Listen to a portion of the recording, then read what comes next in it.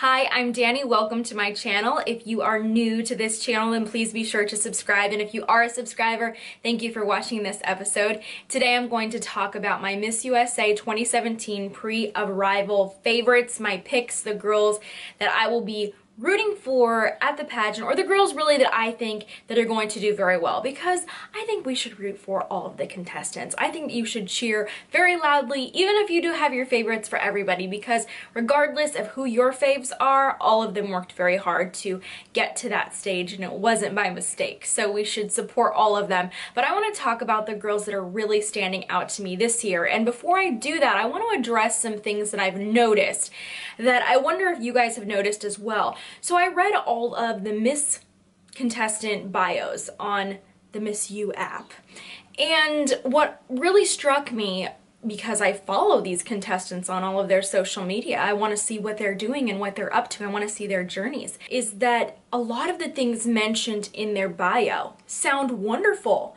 There's all of these awards and nonprofits and platforms, yet there is no mention of those things on their social media. And I think there's a really big problem with that for several reasons. The first is that if you walk into a judge's interview and you're just spatting off things that you think that the judges want to hear, you're not going to do well. You could have done better if you were just being honest and genuine, but judges can read all of those things, and I think that's what I'm seeing. Granted, you see it at every pageant. Everybody wants to put their best foot forward. Everybody wants to be Miss USA. But there's a difference between just saying that you want to do all of those things and actually doing those things. And I think that that's the distinction between a girl who's going to be Miss USA and a girl who isn't. And it's a distinction we see everywhere in life. That's why people like Steve Jobs have such a following. He didn't do what he did because he wanted to make billions of dollars. That was a result of his passion. That was the result of the quality he put into his work. He wasn't focused on billions of dollars. He was focused on the work at hand. He was focused on innovation because he loved what he did and he wanted to affect people's lives. And that is the key. Miss USA, a queen, is the person who genuinely wants to make positive changes for other people. Not somebody who says, I hope to in the future do these things, but the girl who's actually doing it. And I was very disappointed to see that many of the contestants were mentioning organizations, foundations, and things that they wanted to do as Miss USA, but don't already do. If you have time to post a million selfies, and if you have time to Snapchat, then you have time to talk about the causes that you are saying are important to you on your social media, because we don't see it. I don't see it in a lot of these, because I was reading these bios and just thinking, wow, that's so impressive. How have I never heard of any of these things? Especially when I follow these contestants so closely. So that's something that I hope from here on out that we are actually going to see from contestants, is girls who aren't writing things on their bios because they think that it's what the judges want to hear. Because when you get into an interview or when you talk in that onstage question, the best place to speak from is a place of truth. That's just like how people say, you better not lie. There's no point of doing it, because when you create a lie, you have to keep remembering your story. And that's how people mess up and get caught in a lie, is because they forget parts of their story. And that's why it's better, girls, to tell the truth and to be honest about the things that you actually care about, and not create all of these different platforms that you think sound wonderful for the sake of being Miss USA, when really they're things that you're not going to move forward with after you give up your title. That is one of my pieces of advice to all title holders, no matter your pageant system. Just so you know, I have a top 15 right now. My hypothetical top 15 pre-arrival picks. I just figured we'll just go with the top 15 this time, and actually my number of true favorites is much smaller than that, but I wanted to acknowledge some of these contestants because I think that they can move on in this competition. I think the current Miss DC is very beautiful. Of course, it's going to be hard to be a double crowned Miss District of Columbia. We don't see that too much in pageants where we have back-to-back state winners. And I think that it could be a challenge for Miss DC, but I think she's up to it. I think she's not only beautiful, but she is an incredible successor of Deshauna because she works for the United States Nuclear Regulatory Commission. So she is not just beautiful, she has brains, which obviously IMG is becoming a fan of, which I like. So Miss DC is interesting to me and somebody to watch. Alaska is one of my favorite queens. She is so underrated because Miss Alaska title holders don't do very well in past years. We don't see a lot of strong contenders coming from Alaska, but this year they do have one. And I really like Alyssa because she is a very hardworking queen. If anybody has a brand, and a strong brand at that, it is this contestant. She is all about her business, being Native American, embracing other cultures, which I think is very relevant for today. She is always working on something. In addition to that, she has a ton of killer images. She photographs very well, and she's constantly posting, and I really like that about her because a girl like that is somebody that I can see doing the job, and she's very beautiful. My only concern for her is making sure that her hair and makeup are up to the same standard as they are in her edited images. I feel like at the appearances that she makes that we could see hair and makeup that's a little bit more polished. So if there's anything that I want to see from her at Miss USA to show that she's really ready for the job is to also look like Miss USA 100% of the time. So I want to see really great outfits and styling on her in those 10 days leading up to the finale, and I want to see really, really great hair and makeup. Luckily, there will be some hair and makeup artists there to help with that, but I'm hoping that she does practice that before the pageant. I would love to see some extensions in her hair to bring some fullness to it, but other than that, I love who she is as a person and as a title holder. To me, Miss Massachusetts is the new direction of Miss USA. If you look at her crowning photos and her gown and her style, she was so different. She had competed before for Massachusetts and she had never won, obviously, and in her former images she was very beautiful, always very beautiful, but the year that she won you could see that she had developed her own sense of style and it was unique and it worked. So I'm excited to see her gown for Miss USA because I think that her state gown was perfect for her as well as being unique and memorable. It was great on her, it fit well, it was also memorable, and I think that's what made her state gown so special. So I'm expecting that same type of quality for her nationals gown, and I loved that it stayed that she went with straight hair and that she's been wearing that for a lot of her appearances. I think that she's been doing a lot with her title so far, and I think that she has a really great shot at making it into the semifinals or maybe into the top 6 or 5 or whatever it is that they're deciding to do this year. Miss Illinois is stunning. She has a competitive advantage because she is so easy to look at. If you look at her in any group photo, my eye is immediately drawn to her because she's just so beautiful, which doesn't hurt at the Miss USA pageant. So I think that is a natural competitive advantage for her.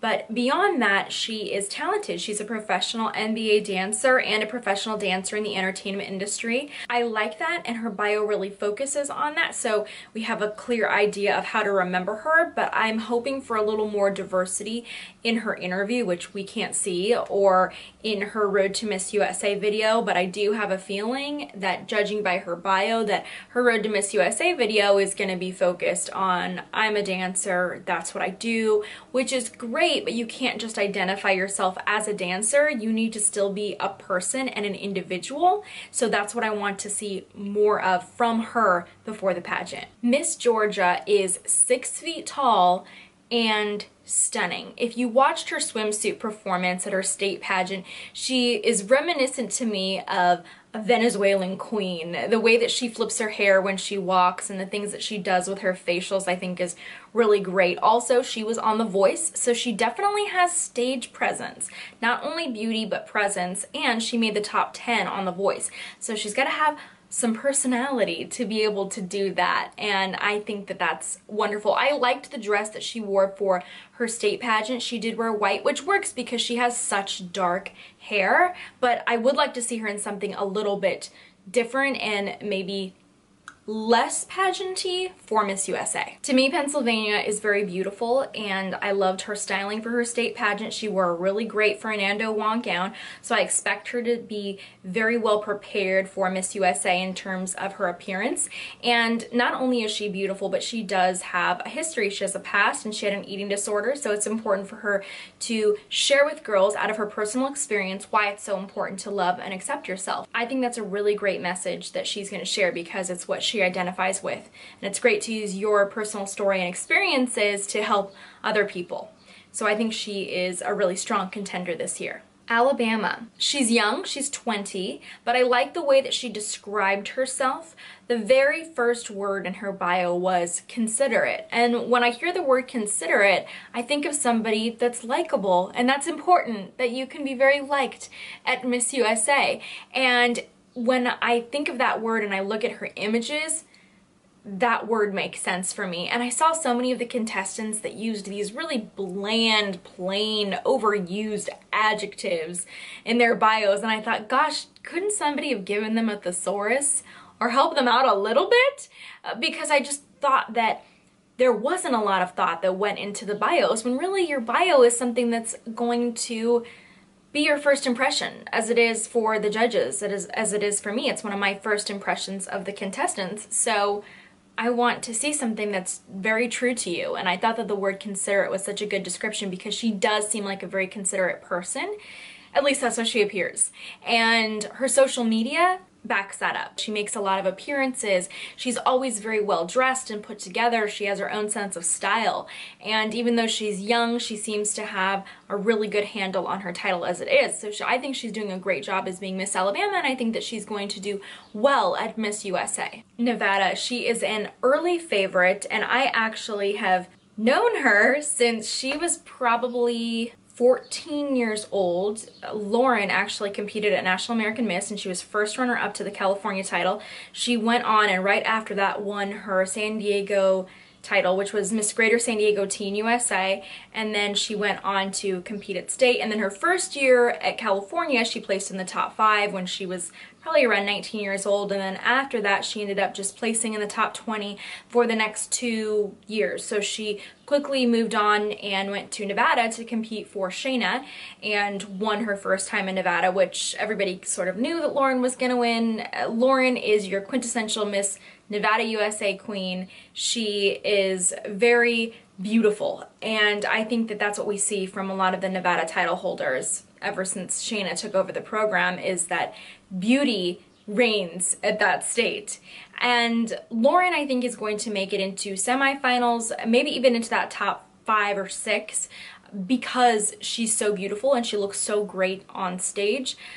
The thing that I think that we need to see more of, though, for Miss USA, if she wants that USA title, is to see some substance. Not just, I'm a model and I take photos every day, all day, but we want to see her humanity and a real story behind her and not just a pretty face. And I think that's especially important when you are so beautiful, is to show a really soft side of yourself and a very relatable and human side. And I think that's a challenge for contestants that are very facially beautiful, is to show that they're very real and likable still. Likable for more than just their face. And that's an interesting challenge to see. And I know that all of her social media just features modeling, and from what we've seen from behind the scenes at her Road to Miss USA, she's featured at a photo shoot there.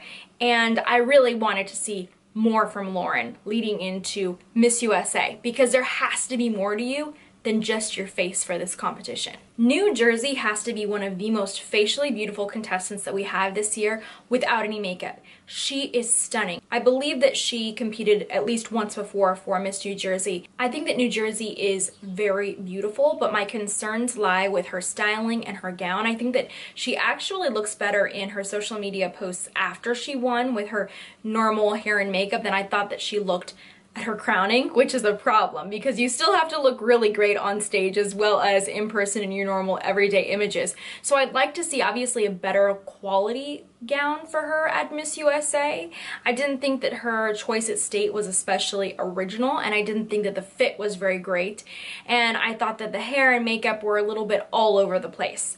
So I want to see her really hone in on her look that she wants to go for, because I think that she's a very beautiful contestant and very different because she was born in India. So she has a really interesting life story and experience. She has more than enough beauty to be Miss USA and represent us well at Miss Universe. Rhode Island is very beautiful. We haven't heard too much about her, but she's interesting too because she actually had a brain tumor when she was growing up, which was removed, and it prevented her from going blind when the doctors were able to remove it. So she has a really great story. She has a great headshot and image. She does remind me a little bit of Olivia Culpo sometimes in her images, and I know that the Rhode Island team is going to do a really great job preparing her for nationals. What's interesting about Rhode Island, because it's such a small state and they don't have that many girls competing there, when their girls win at the state pageant, their dresses aren't that great, the hair and the makeup isn't that great, but they're always very beautiful girls, or a girl that has a really great body. There's something really remarkable about all of their queens, and I know they're going to do a great job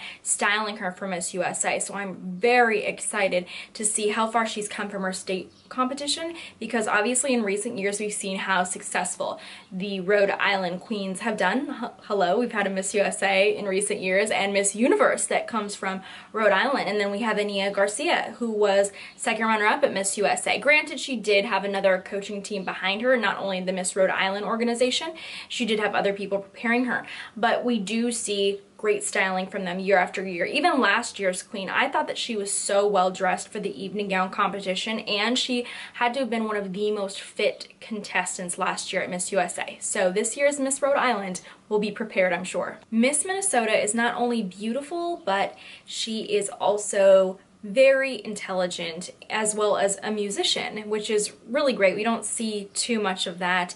Her images are really great and they're stunning. Her body is amazing, and when I read about this girl, you see how much substance there is, how much more there is to this girl, and how much you would really want to get to know her. So I think she did a really great job on her contestant bio. So if the judges read that, they're going to say this is a very interesting girl. The only thing that struck me as strange is that in her official headshot photo shoot, she has a big diamond ring on her finger. That's so weird. It's almost like a Mrs. pageant, because at Mrs. pageants you see them and they're like, oh, I'm married, I'm a Mrs. And they'll put their ring in their photo to really signify I'm a Mrs. So I thought it was weird that a Miss contestant would have a huge diamond ring on her finger in her headshot, because that was one of the first things that I noticed and looked at, but it is a really great, beautiful image, and I think she can make semifinals this year. She's amazing. Texas is a strong competitor. Obviously winning Texas is a feat in itself, so that's why we get so many really great queens coming out of Texas, is because it's so competitive. I especially loved her state gown, the Sherry Hill nude couture dress. It was stunning. Please don't wear white. I beg every year for Miss Texas not to wear white. And it's not that Miss Texas looks terrible in white. It's just that it's so expected. So I just want to see Miss Texas wear something other than white. White or sheer. Come out with something different and super fashionable, something unexpected. I mean, Miss Texas, it's not easy to shock the world. All you gotta do is not wear white. That's it. But either way, I think she's a very strong competitor and very prepared for this competition. North Carolina is my winner this year. If I could predict anybody up until this point, she was second runner-up Miss Teen USA, so she competed there before. She's had some time to grow up and mature, and she was really interesting in her state pageant to me. Her gown was modeled after a Kylie Jenner gown that Kylie wore to some award ceremony, so it was exactly the same dress but in white instead of purple as Kylie had wore it, and her hair looked exactly like it did in her official contestant photo shoot, which I think was brilliant on her part to look exactly the same in your photos. So she was that same girl. What's great about Katie is that she's very naturally beautiful. She's a professional model, so beauty, she's got it covered. She also has a great story because her mom had breast cancer, so she is an advocate for breast cancer awareness, which gives her some relatability, and it makes her a real person. She's also coached by Shandy and Susie, former Miss USAs, and that's really evident in their bio, by the way. I'm not going to say what it was, but when I read Katie's bio, there was something in there that I believe Shandy and Susie were a part of, because it's something that I've actually heard them reference that they used for another teen title holder, for a Teen USA title holder that had won her state pageant. So we saw exactly the same branding from Shandy and Susie for Katie, which isn't to say that it wouldn't work. And for me, she's a very easy pick for Miss USA this year, and a lot of fans are excited to see her back on that national stage. So I don't think that she will disappoint. I think that since her gown was so unique at her state pageant, that we're going to see her very well dressed and very well styled at Miss USA. Something about Miss South Carolina, something about her smile, she's just bright and happy, and that reminds me of that Olivia Jordan quality, where there's just something different about her. So when I see her, I think she is stunning. She is always put together, and she looks like a very strong competitor, and she has the same directors as Miss North Carolina, so I think that that whole team, which is really supportive of their queens, is going to do a great job preparing her for Miss USA. Tennessee is one of my favorites this year. Surprisingly, she is new to pageants. I think that she is one of the most beautiful contestants that we have this year, and I love everything about her. I love her so much. I easily see her in a top 5 or 3 or whatever they're doing this year. I think that she is just spot on. I love her name too, Allie Sutton Heathcote. It's just so adorable and cute, and she's just so effortless in everything that she does. Beautiful, effortless, likable. That girl, I can see her up there in that top 5, if not winning. Those are my favorite contestants so far. My opinions may change when I see them arrive, and I'll go, oh no, what is she wearing? Or whoa, what happened to her? She really amped things up when she got to Miss USA. She's ready to compete. So those are my initial opinions. What do you guys think? Who are your favorites? What are the things that I don't know about these contestants? What am I missing? Let me know. Let me know who you're going to be cheering for at Miss USA. Don't forget to subscribe to this channel, as well as check out my links in the description below. I am now selling my pageant interview questions. All of the questions there are the questions that I actually use to prepare my clients. And I'm also selling my social media branding press kit to help you make the most of your year. It explains how I get sponsors, how I always booked appearances, how I manage all of my social media and all of my favorite photographers, and all the secrets that I have, all the tips and tricks regarding social media, branding, and public relations for pageant girls. So check that out below. It is in the description, and I believe it can really help you ladies out. If you guys have any questions for me, please leave those in the comments or DM me. Follow me on Instagram at Danny Walker and at Pageant Access. All of that info is, of course, in the description below as well. Until then, thank you for watching this episode, and I look forward to seeing you at the next one.